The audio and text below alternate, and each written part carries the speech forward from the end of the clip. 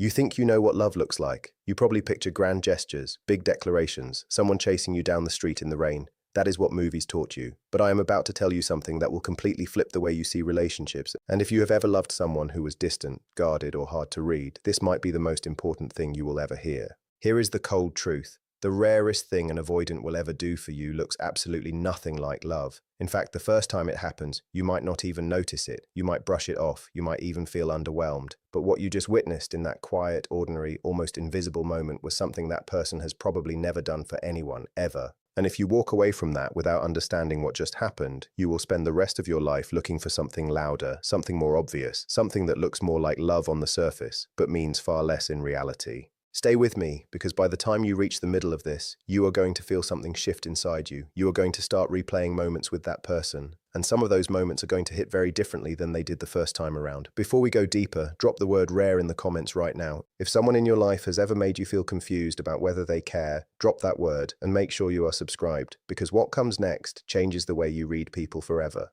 Now let us talk about the avoidant mind, not in a clinical textbook way, in a real human, messy way, because understanding this person is the key to understanding why what they do for you is so much more significant than what most people will ever do. An avoidant did not wake up one day and decide to be closed off. That is not how it works. Something happened, usually early, very early. Maybe their emotions were dismissed when they were little.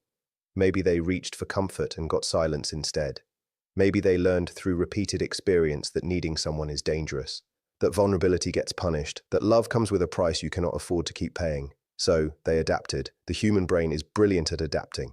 What the avoidant developed was a system, an internal system designed to protect them from the pain of needing someone who might not be there. They learn to self-regulate, to pull back before the pull-away happens, to leave first before they can be left, to minimize their own needs so thoroughly that eventually they almost stopped feeling those needs altogether. Almost, not completely. Because here is what nobody tells you about avoidance. Underneath all of that distance, underneath all of that self-sufficiency and the walls and the independence that looks so effortless on the outside, there is a person who feels deeply, possibly more deeply than most people you have ever met. They just have a completely different relationship with those feelings. They do not wear them on the surface. They carry them in places they have never shown anyone. And that is exactly why what they do for the right person is so rare, because it is not natural for them. It does not come easy. Every single gesture, every single moment of openness costs them something real, something significant. While you might open up to someone the way you open a window, light and easy and automatic, they open up the way someone opens a door that has been sealed shut for decades. It requires effort, it requires trust. And for an avoidant, trust is the rarest resource in the world.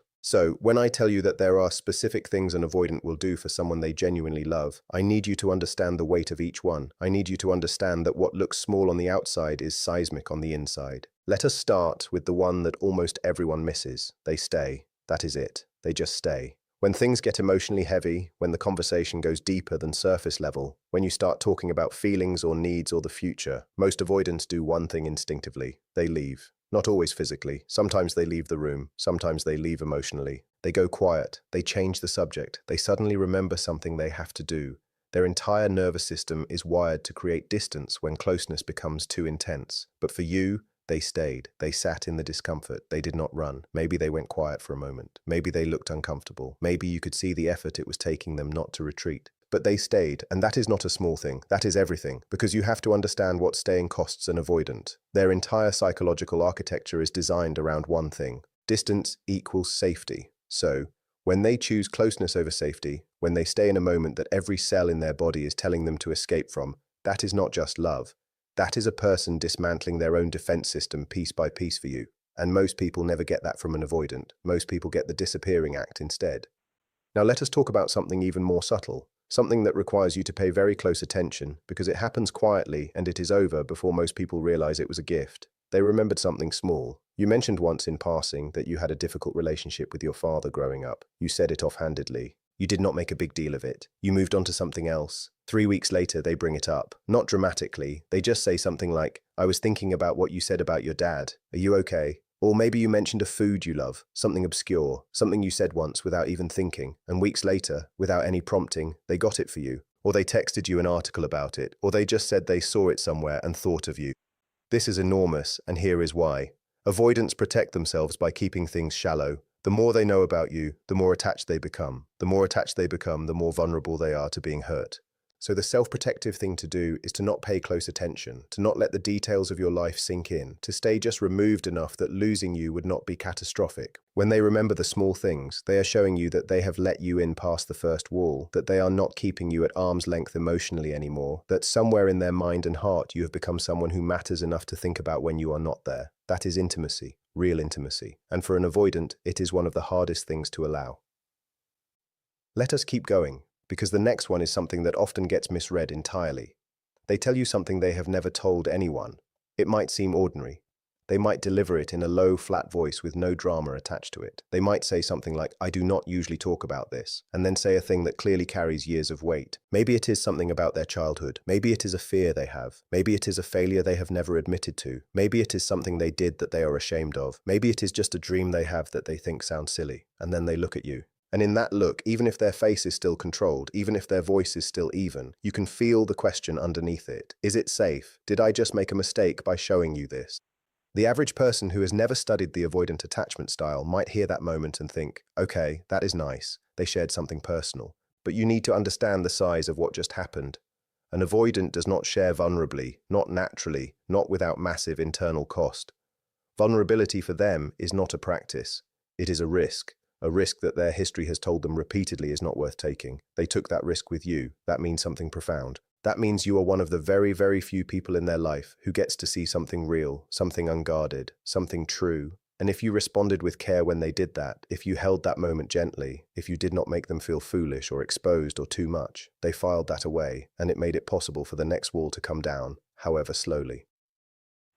Now let us talk about something that tends to confuse a lot of people in relationships with avoidance. And it confuses them because it looks like a problem when it is actually a sign. They got uncomfortable and told you about it. Not dramatically, not with a fight or an explosion. They did not disappear for 3 days without explanation. They did not shut down completely. They actually said something like, "I'm feeling a little overwhelmed right now." Or, "I need some space, but I do not want you to think it is about you." Or even just, "This is hard for me." Do you understand how monumental that is? An avoidant's default response to emotional overwhelm is to go silent and pull away without explanation, because explaining requires vulnerability. Because saying "I am overwhelmed" means admitting that they have feelings, that you affect them, that they are not as invulnerable as they need the world to believe. It means dropping the mask, even for a moment. When they instead tell you about that discomfort, rather than just acting it out through withdrawal, they are doing something incredibly difficult. They are trying. They are trying to do the relationship differently than their instincts are telling them to do it. They are choosing communication over escape, and that choice is not available to most avoidants with most people. The fact that they are doing it with you means something.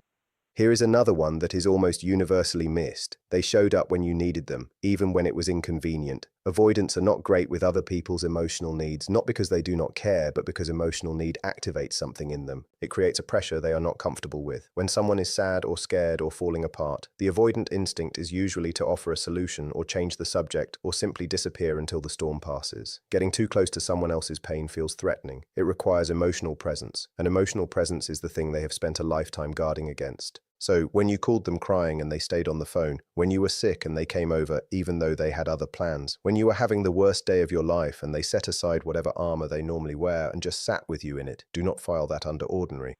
There is nothing ordinary about that. That required them to override their most deeply ingrained protective responses. It required them to tolerate their own discomfort in order to prioritize yours. That is a choice they make consciously, even if it looks effortless on the outside, because nothing about it is effortless for them.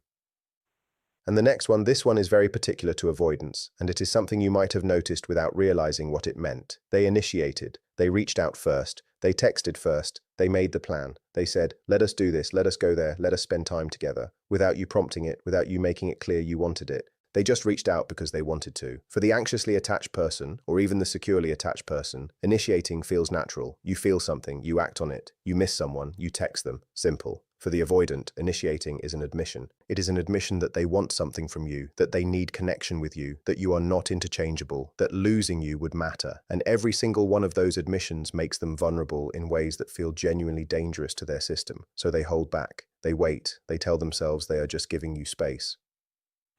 But what they are really doing is protecting themselves from the risk of reaching out and being rejected, or worse, being absorbed. Because intimacy for an avoidant is both what they want and what they fear most in the world. When they initiate, they are choosing desire over fear. They are saying, "Even though this scares me, I want to be close to you more than I want to stay safe." That is not nothing. That is the entire thing. Let us go a little deeper now, because I want to talk about something that happens in fights, in conflicts, in the moments where relationships are really tested. They came back to the conversation. When conflict happens, avoidants classically do one thing. They shut down, they go quiet. They need to get away from the emotional intensity, and they often have no idea when or if they are coming back. Some people wait days for a response that never comes. Some people watch the avoidant in their life turn a moment of connection into a week of cold silence with no explanation. But for you, they came back. Maybe it took a while. Maybe they needed some time to regulate. But they came back and they said something like, "I've been thinking about what happened," or "I handled that badly," or even just, "Can we talk about this?" An avoidant returning to repair a rupture is extraordinarily rare, because returning means engaging again with the thing that was emotionally overwhelming in the first place. It means risking another round of feelings they do not know how to sit with. It means admitting that the relationship matters enough to fix. And all of those things together represent a level of emotional courage that most avoidants have never shown for anyone. If they do that with you, if they come back and try to repair, you are witnessing something almost no one in their life has ever seen. Now, I want to talk about something that lives in the quietest part of this whole dynamic, something that does not look like love until you understand the language it is being spoken in. They made future plans with you, small ones, nothing that had to be big. Maybe they said, "We should go there sometime." Maybe they mentioned something in a few months and naturally included you in it. Maybe they said, "When we do this together," thinking ahead to a time that assumed you would still be there. The avoidant mind lives in the present partly because the present is safe. The future requires commitment. The future requires believing that the relationship will still exist, still be wanted, still be worth investing in. And betting on the future means betting on someone else. It means allowing hope. And hope, for someone who has been let down enough times, is one of the scariest things in the world. When an avoidant starts including you in their future, even casually, even in small ways, they are doing something internally enormous. They are letting you exist in their mind beyond right now. They are allowing themselves to want more time with you. And that level of openness about wanting is something their system has spent years trying to close off. Hold that, because it is a gift, even when it sounds ordinary. Let us talk about something else that often goes unrecognized. They defended you, not necessarily in a loud or dramatic way. Maybe someone said something unkind about you, and they said, "No, that is not true." Or maybe they spoke up for you in a situation where staying quiet would have been easier. Or maybe they just made clear to someone in their world that you matter to them, that you are not just someone they are seeing, that your name carries weight. Avoidants are usually very careful about what they reveal about their feelings, about their relationships, about what they care about, because revealing what you care about gives people leverage. And giving people leverage is one of the most threatening things an avoidant can imagine. If people know what you love, they know where to hurt you. So when they claim you, when they stand up for you, when they make your value to them visible in any way, they are taking a risk, a real one. They are saying, "This person is mine to protect, and I'm willing to be seen saying so." That is an enormous act of trust, not just in you, but in the relationship itself. And this next one might be the most profound of all, because it is the one that most people overlook completely. They let you see them struggle. Not the polished version, not the competent, self-sufficient, everything is fine version they show the world, but the real one. The one that did not know how to handle something, the one that felt lost, the one that had a hard day and for once did not pretend it was fine. Maybe they said, "I do not know what to do." Maybe they just seemed sad, and for the first time they did not immediately put on the mask. Maybe they said, "I am not okay right now," and they let you see that without immediately shutting it back down. For an avoidant, appearing weak or uncertain is one of the most threatening experiences possible, because their entire identity is built around not needing anyone, around being capable and independent and immune to the emotional chaos that seems to bring other people to their knees. That image is not vanity. It is armor. It is the thing standing between them and the vulnerability that once got them hurt. So when they lay that armor down, even briefly, even imperfectly, and let you see what is underneath it, you are seeing the truest version of them. The version that exists before all the protection goes up. The version that they have probably spent decades keeping hidden, and they showed it to you on purpose. Or maybe not even on purpose, which is even more meaningful because it means they felt safe enough with you that the armor slipped without them planning it. That is love in the avoidant language, and it is the rarest sentence in their vocabulary. Now, I want to be honest with you about something because this would not be complete without it. Understanding all of this does not mean accepting everything. It does not mean excusing the disappearances or the shutdowns or the moments where they went cold when you needed them to be warm. Loving an avoidant does not require becoming a saint. It requires clarity. The kind of clarity that comes from understanding what is actually happening beneath the surface of the behavior that confuses or hurts you. When they pulled away after getting close, it was not rejection. It was fear. When they went quiet after a good date, it was not indifference. It was overwhelm. When they seemed to push you away, right when things were getting real, it was not because you were too much. It was because they were feeling too much, and they did not know how to hold it without shutting down. None of that means you should tolerate being treated poorly. None of that means you should make yourself small to accommodate their fear. What it means is that you now have the ability to see the difference between someone who is unable to love and someone who is doing the hard, terrifying, slow work of learning to love in a way they were never taught. And that is a crucial distinction, because giving up on the first is wisdom, but walking away from the second without recognizing what you had, that is a loss you might not fully understand until much later. There are people walking around right now who let go of someone who was doing all of these things, who was staying even though every part of them wanted to flee, who was remembering the small details even though closeness scared them, who was initiating even though vulnerability terrified them, who was coming back to repair even though returning to conflict felt unbearable, who was letting their armor slip even though exposure felt like the most dangerous thing they had ever done. And those people thought they were being overlooked. They thought they deserved more. And maybe in some ways they were right, but they did not recognize what they had. They did not know the language it was being spoken in. You know it now. So here is the question that matters, and I want you to sit with it for a moment before you answer.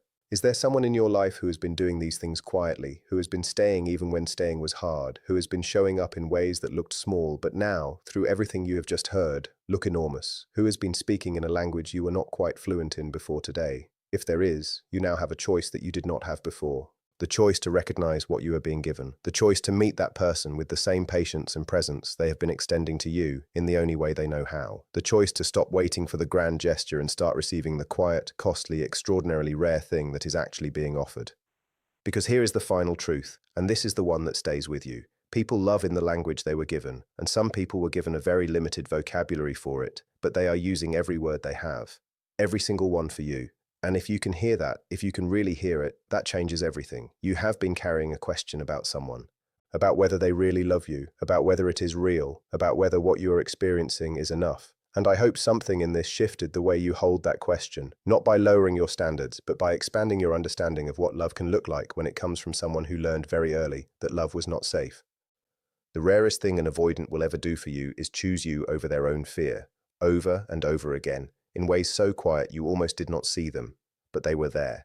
They have always been there, and now you can see them for what they are. Do not let that person go without understanding what they were giving you. Do not let the silence fool you into thinking nothing was being said, and do not let the ordinary moments pass without recognizing the extraordinary courage it took for them to show up in them, because for someone who learned that love was dangerous, reaching for it anyway is the bravest thing in the world. And if they are reaching for you, that means something deep and rare and worth understanding, worth choosing, worth staying for. If you are someone who has felt this way, who has loved someone quiet and guarded and difficult to read, share this with them. Not as a message, not as a hint, just share it, because sometimes people do not know they are being seen until someone shows them the mirror. And if this opened something up for you today, if it made you see someone differently, if it made you see yourself differently, you already know what to do. Stay curious about the people who are hard to read. They usually have the most to say.